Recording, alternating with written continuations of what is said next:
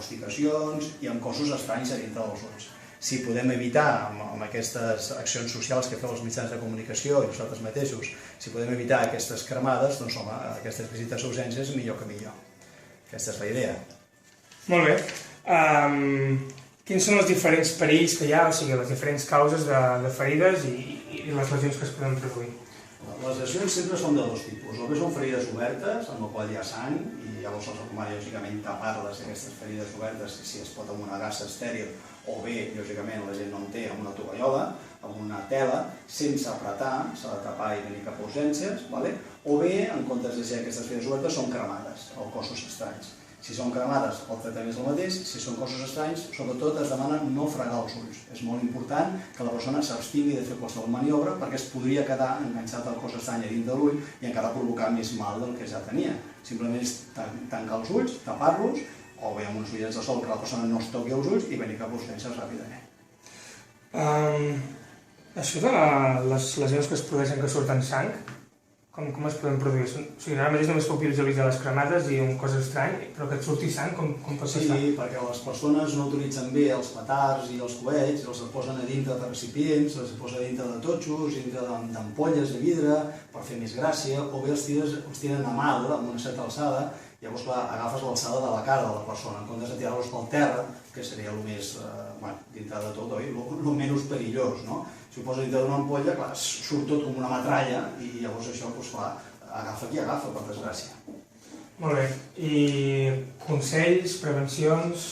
Home, totes les prevencions que dona la Generalitat, en aquests casos, lògicament, ja sabeu que la Generalitat també fa una acció social i, lògicament, demana que els productes siguin de casa bona, que diríem, en cases registrades, que es comprin també, hi ha unes categoritzacions, cada categoria de petards no es poden comprar alegrement als nanos que són petits, amb 14 anys, poden comprar uns grans petards, sinó que estan per categories, utilitzar-los assenyadament i sempre amb la presència d'un adult, sempre amb una presència de gent que se suposa més assenyada perquè controlin el perill potencial que té això de les ferides. Amb els ulls és molt important. Pensa que el 90% de la informació ens arriba pels ulls. Vull dir que és molt important salvaguardar la cara, lògicament. M'agradaria repetir la idea dels dos tipus de lesions que es poden produir. Si m'ho pots repetir, com resumint-ho bastant, en uns 15-20 segons? Sí. Doncs això, si pots resumir-me els dos tipus de lesions pels quals va haver urgències en el centre? Sí. Les urgències que venen, que interessa la cara i els ulls, sempre són de dos tipus. O bé són causticacions, són cremades per culpa de la pólvora, o bé són ferides obertes perquè la gent utilitza malament els petards i es posen recipients, i llavors aquests recipients exploten i llavors veu la metralla contra la cara de la persona, contra els ulls de la persona. Llavors, clar, el tractament és diferent. Si entra un cos estrany dintre l'ull no s'ha de tocar, no s'ha de fregar, simplement intentar tapar l'ull. Si és una cremada, si és una ferida oberta, es recomana rentar-la amb aigua, tothom tenim aigua a l'abast, rentar amb aigua suaument i mai apretant, sempre fent un petit rentat molt suau, però mai sense pressionar. Molt bé, doncs ja per acabar, si ens pots, o ja fora de la càmera, si tot depèn d'on sigui, bé, la deixo gravant per si de cas, dades que tingueu, a part d'aquest 25%, no sé si teniu alguna altra, per exemple, el tant per cent entre els dos tipus de ferides, o el perfil de les persones que venen, a quines edats... Sí, clar, aquesta pregunta és molt interessant, per desgràcia. Jo soc part de família nombrosa i m'interessa molt els nanos, lògicament.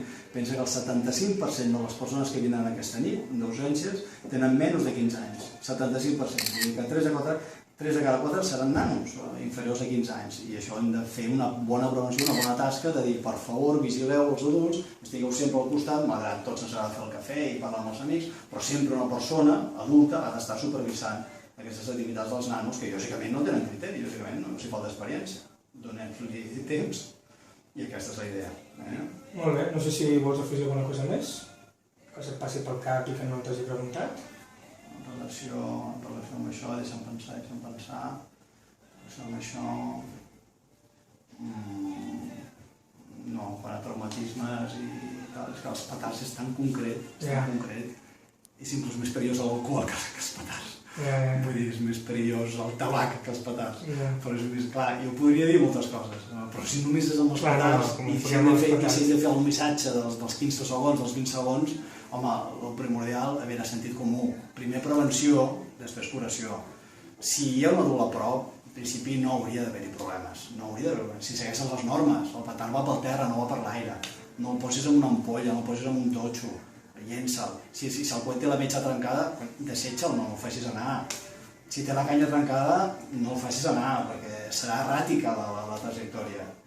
Si, jo què sé, sempre vigilant, no m'han agradat mai els petards. A casa no em fem petards. I tampoc, eh? Clar, O sigui, imagina com sortirà la peça, si m'hi entraran els petards. Imagina't, no perquè toca fer l'entrevista, però la veritat, i les fonts de color, clar, el radi, 25 metres, clar, com més lluny millor, aquelles fonts de color que es deixen al terra i comencen a aturir. Les bengales, no ho he dit, les bengales. Explica-li ahir. Clar, vigileu molt amb les bengales de colors, les bengales incandescents, que la gent juga i se'ls passeja per davant de la cara de les persones, això no, això és molt perillós. Pensa que una espurna d'aquestes, això és foc roent, cau a l'ull, entra dintre de la còrnea i podríem tenir inclús una perforació ocular. Això sí que seria greu de veritat. Sé que no ho hem dit, això. Molt bé, un dia ho tenim. Clar. Joan, si et passa pel cap alguna pregunta? Hem fet tot el que havíem parlat, així que... Hem estat molt bé. Sí? Home, gràcies.